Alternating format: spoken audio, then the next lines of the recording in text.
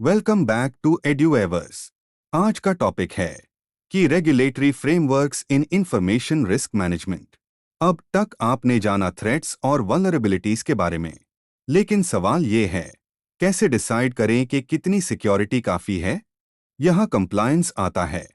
आज मैं आपको बताता हूँ जीडीपीआर, हिपा, आईएसओ 27001, पीईसीए और एसबीपी रेगुलेशंस, सब कुछ 10 मिनट्स में। चाहे आप पाकिस्तान में हो या यूरोप के लिए काम करते हो, ये फ्रेमवर्क्स आपकी डेटा प्रोटेक्शन की बैकबोन है। चलिए शुरू करते हैं।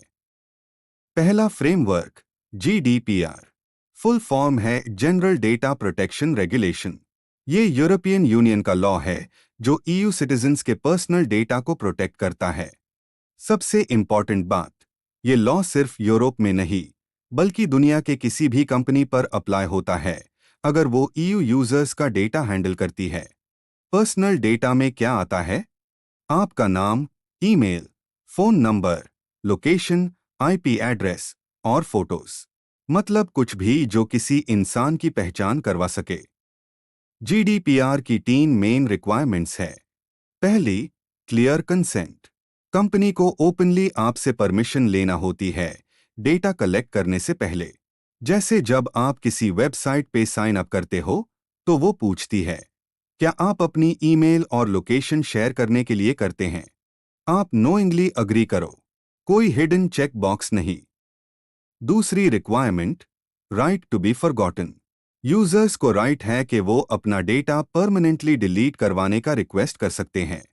एग्जाम्पल, अगर आप फेसबुक अकाउंट डिलीट करते हो, तो फेसबुक को आपकी फोटोज, मैसेजेस और पर्सनल डिटेल्स भी परमानेंटली रिमूव करनी होती है। ये बहुत पावरफुल राइट है। तीसरी requirement, data breach notification with in 72 hours. अगर किसी कंपनी के सिस्टम में हैक हो जाए और यूजर डेटा लीक हो, तो कंपनी को अथॉरिटीज और अफेक्टेड यूजर्स को 72 घंटों के अंदर इन्फॉर्म करना होता है। एग्जाम्पल, अगर किसी ऑनलाइन स्टोर से हैकर्स ईमेल्स चुरा लें, तो स्टोर को 3 दिन के अंदर रिपोर्ट करनी होगी। चलिए एक रियल एग्जाम्पल लेते हैं। मान लो एक US based online clothing store France के एक कस्टमर को सेल करती है। स्टोर को क्या करना होगा? एक पॉपअप दिखाना होगा, do you agree to cookies? ये कंसेंट। कस्टमर को ऑप्शन देना होगा, delete my account and all data. ये राइट टू बी फॉरगॉटन। और अगर हैकर्स ईमेल एड्रेसेस चुरा लें, तो 72 आवर्स में रिपोर्ट करना। सिंपल है। जीडीपीआर दुनिया के स्ट्रिक्टेस्ट डेटा प्रोटेक्शन लॉज में से एक है। फाइन्स बहुत हाई है, 4% ऑफ ग्लोबल एनुअल रेवेन्यू। मतलब मेटा जैसे कंपनी पर बिलियंस का फाइन लग सकता है। 2023 में मेटा पर 1.2 बिलियन यूरो का फाइन लगा बिकॉज उन्होंने ईयू यूजर डेटा को यूएस में बिना प्रॉपर सेफगार्ड्स के ट्रांसफर किया। ये जोक नहीं है। जीडीपीआर के बाद अब बात करते हैं हिपा की। ये यूनाइटेड स्टेट्स का लॉ है जो पेशेंट्स के मेडिकल इंफॉर्मेशन को प्रोटेक्ट करता है। ये अप्लाई होता है hospitals, doctors, clinics, health insurance companies और किसी भी ऑर्गेनाइजेशन जो मेडिकल डेटा स्टोर, प्रोसेस या शेयर करती है। एग्जाम्पल, अगर कोई क्लाउड बैकअप कंपनी हॉस्पिटल की एक्सरेज स्टोर कर रही है, तो उन्हें फाइल्स एनक्रिप्ट करनी होंगी। सिर्फ रेडियोलॉजिस्ट को एक्सेस देना होगा, रिसेप्शनिस्ट को नहीं, और हर बार की लॉग मेंटेन करनी होगी। हिपा की रिक्वायरमेंट्स। पहली, secure electronic health records. Medical records जो इलेक्ट्रॉनिकली स्टोर होते हैं, उन्हें एन्क्रिप्शन से प्रोटेक्ट करना होता है।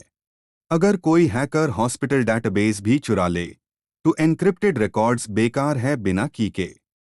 दूसरी, access only for authorised personnel. सिर्फ डॉक्टर्स और नर्सेस ही पेशेंट रिकॉर्ड्स देख सकते हैं। रिसेप्शनिस्ट फुल मेडिकल हिस्ट्री नहीं देख सकती। तीसरी, ऑडिट लॉग्स। हॉस्पिटल को रिकॉर्ड रखना होता है कि किसने कब पेशेंट डेटा ओपन किया।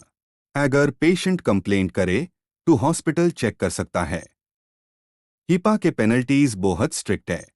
मैक्सिमम $1.5 मिलियन पर ईयर पर वायलेशन कैटेगरी और क्रिमिनल वायलेशंस में जेल भी हो सकती है।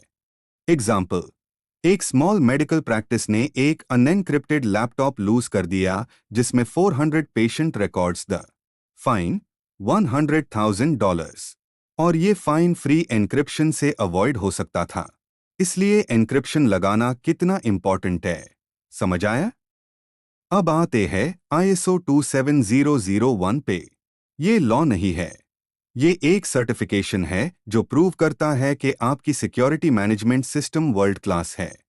बहुत CB2B कॉन्ट्रैक्ट्स में ISO 27001 मैंडेटरी होती है। ये इंटरनेशनल स्टैंडर्ड है इंफॉर्मेशन सिक्योरिटी मैनेज करने के लिए। इसमें आप एक ISMS बनते हो, इंफॉर्मेशन सिक्योरिटी मैनेजमेंट सिस्टम, जो रूल्स, पॉलिसीज और प्रोसीजर्स का सेट है रिस्क्स आइडेंटिफाई करने, इंफॉर्मेशन प्रोटेक्ट करने और डेटा ब्रीचेस की चांसेस रिड्यूस करने के लिए। ISO 27001 की रिक्वायरमेंट्स। पहली, रेगुलर रिस्क असेसमेंट। आपको पॉसिबल सिक्योरिटी रिस्क्स आइडेंटिफाई करने होते हैं, जैसे hacking, data leakage, insider threats. Example, company cheque करती है कि क्या कस्टमर डेटाबेस वीक पासवर्ड्स की वजह से हैक हो सकता है। दूसरी, कंटिन्यूअस इंप्रूवमेंट। सिक्योरिटी एक बार का काम नहीं है, पॉलिसीज को रेगुलरली रिव्यू और इंप्रूव करना होता है। नए साइबर अटैक टेक्निक आते हैं तो रूल्स अपडेट करो। ISO 27001 के कोई लीगल फाइन्स नहीं है क्योंकि ये लॉ नहीं है, लेकिन कॉन्सिक्वेंसेस बहुत हैवी हो सकते हैं। अगर आपके पास ISO 27001 नहीं है तो इंटरनेशनल क्लाइंट्स कॉन्ट्रैक्ट नहीं देंगे। एग्जाम्पल, एक Pakistani BPO company UK bank के साथ कॉन्ट्रैक्ट चाहती है। बैंक पूछता है, अपना ISO 27001 सर्टिफिकेट दिखाओ। अगर नहीं है तो deal cancel. Loss of contracts, loss of customer trust, missed business opportunities, ये सब होता है। अब नेक्स्ट पार्ट में हम पाकिस्तान स्पेसिफिक रेगुलेटरी फ्रेमवर्क्स को डिस्कस करेंगे। अल्लाह हाफिज, अगले पार्ट में मिलेंगे।